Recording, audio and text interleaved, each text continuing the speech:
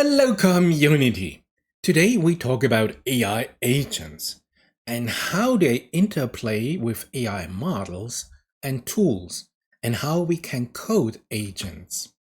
Now, agent can be rule-based agent, autonomous agent, LLM augmented agent, LLMs agent, tool agent, and multi-agent system. And with our models, we have a chronological view. We have our large language model, our vision language model, and our vision language action robotics model. So how they interplay, how we can code agents in the most efficient way. At first, we have to understand a little bit why we needed agents in the first place. So here we go. In the good old times of GPT-3, no, not ChatGPT, GPT-3, we had an LLM that was only living here within GPT-3 and had no context to the outside world, could not search the internet, nothing. We needed some rule-based agents, the very first form. This is an agent to connect to the outside world, for example, to access the weather info API. And a human wrote the rules for this agent, rule-based agents. And if we talk about tools, this API had access to the data of a thermometer, of a hygrometer, of a barometer. This was the good old times. Now, getting the data, accumulating the data, what we can do when we have the data, a lot of the data, a time series of the data. We want to find a pattern in this particular data set. This is why we have an AI system, an LLM. So the question became, can our LLM, after some recording of the time periods, predict the weather given specific data sets from thermo, hygro, and barometer? So suddenly we said, okay, what we need, an agent needs memory. We have to record the past action to learn from the data. We have to have enough data, a huge data set, so that our LLM can be fine-tuned on this data. And of course, we wanted that we move from a rule-based agent system to a little bit more autonomous agent, where we have maybe additional external data. So first step was our agents get some additional memory. Now memory is easy. We have in-context learning, ICL. And if we have here huge data, we can have access to a database or some recording from the past 100 years. So we can start our learning to predict here the weather. So now we have the memory, we have all the history of the data, and now our agent needs the ability to learn, to analyze a given task, maybe subdivide the task in subtasks, and react. So memory and the ability to learn are two significant elements of our agent. So great. The ability to learn, well, an agent connects back here to the linguistic brain, to the large language model. Because the large language model, even in the old times, had a minimum ability to do some very basic reasoning. So the ability to reason, at first we have to do the step 1, then we do step 2, and you get it. This is done here in our LLM system. So the agent itself, in the context here of our API-based or API call-based agent, it needed access here to the central intelligence, here the linguistic brain in our LLM. So we see now how AI models and agent and tools interact. So here we have still the case that the human wrote the rules for the agent. But if we have, or if you want an autonomous agent that responds here, we need maybe that an AI writes the rules for this agent. Give you an example. Now that we switch up to GPT 3.5 Turbo, to our ChatGPT LLM, we fine-tune, for example, a base LLM on 16,000 specific APIs. So we have a directory of APIs or a database of 20,000 APIs. And this fine-tuned LLM we call an API LLM, or in the literature we'll find it as tool llama or tool LLM.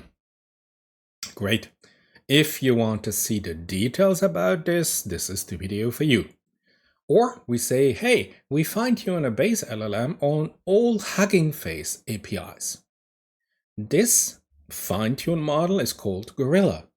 This is an LLM to find the best APIs to train and to fine-tune artificial intelligence system on Hugging Face. There are hundreds of thousands of model and data set and possibility, and this system, this Gorilla LLM, will help you find the correct API in Hugging Face given your natural language English prompt for the task that you want the system to perform.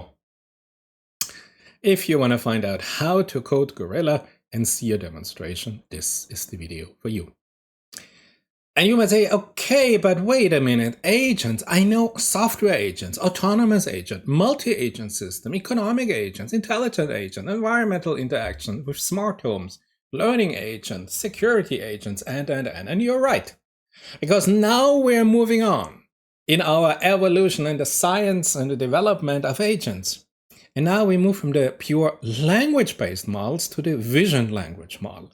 Now suddenly we have not only a weather sensor where we get one numerical data back, but we have suddenly a stream of images from a vision sensor, a LiDAR sensor, a radar sensor, an infrared sensor, an ultraviolet sensor, or whatever sensor we have.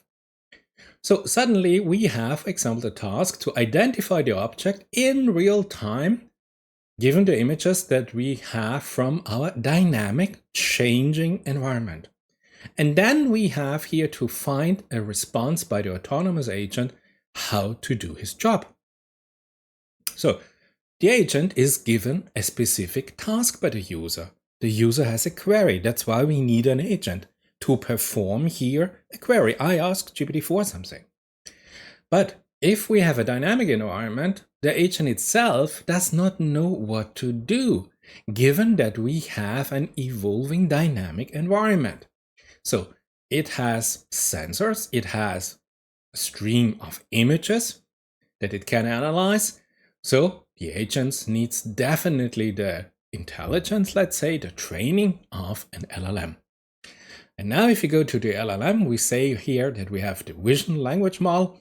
So we have here a space where we construct our vector space, our mathematical space for vision, and our space for language where these things happen. So we can concatenate these two mathematical spaces, and we can have operations within the space. So it is now here the VLM, just a second, that makes here a decision how to proceed. Given the task that the autonomous agent got from the user, this VLM decides how to go on and the steps for the agent to perform.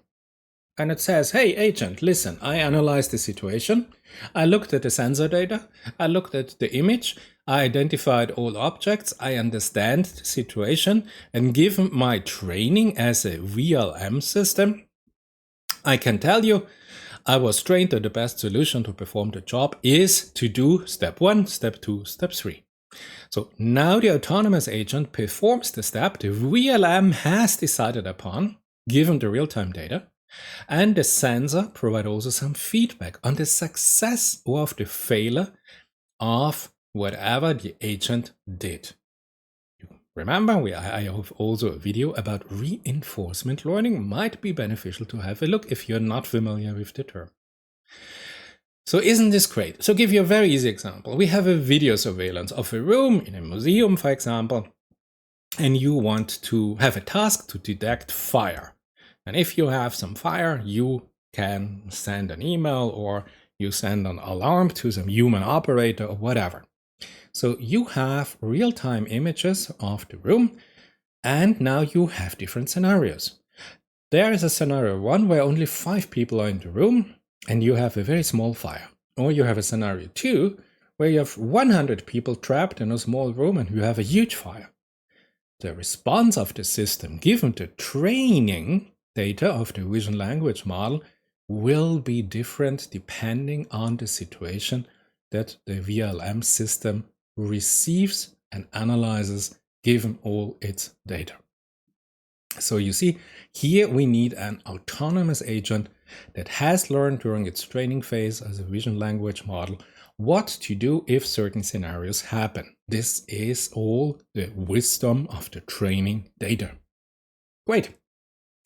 And now, of course, you know it. Now we go to the full interaction, the vision language action, the robotics model, the VLA model. Now we not only have our sensor data, our image data, but we also have the possibility to have here actuator, robotic actuator, that you have the robot moving in the real world. So what we have? We have our vision vector space, we have our language vector space, and we have our action vector space, that the actions the robot can do, or the robotic system or whatever we have can do. And now is the interesting time here to understand how you can train a system that has 3 rather separate vector spaces, and how you can start the training of a VLA-based transformer system, because we are operating here with robotic transformer, with vision transformer and language transformer, how you can train the system, how you can fine-tune the system. And the answer you find here in this video about AI Robotics 3 or T2. This system, if it is trained, if it is fine-tuned, now makes a decision how to proceed and how to move the robot in the real world or perform the task that the user asks here an autonomous agent, the robot, to perform. Isn't that fantastic? So now we have a little bit more pronounced understanding what are agents.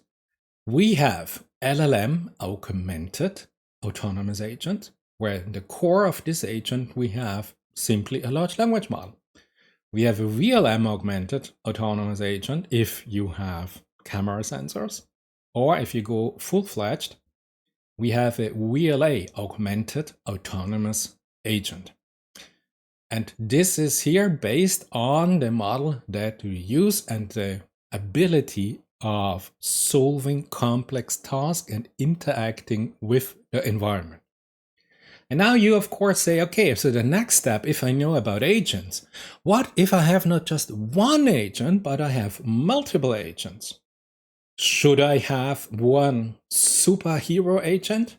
Or should I have specialized expert agents? Do I need a coordination layer? How do I code these agents to perform the task? Can I use here, for example, kind of a prompt engineering to tell here a VLA system the task that I want that the system performs? And the system itself decides on the step to go through from step A, B, C, to finally be able to have a successful task completion. And you know that I already have a video here on interactive agents, so I give you here one example. But what I would like to do in my next video is exactly talk about here a complete theory. If we decide we go with one agent, how we code it, how we define a prompt system for the specific code, or if we use multiple agents, how we choose the interaction pattern between the agents and the central intelligence that we need to coordinate the agent if something happened, or if we need maybe another agent within here this portfolio of agents. But this will be the topic of one of my next video. I say thank you. I hope it was informative. Would be great to see you again.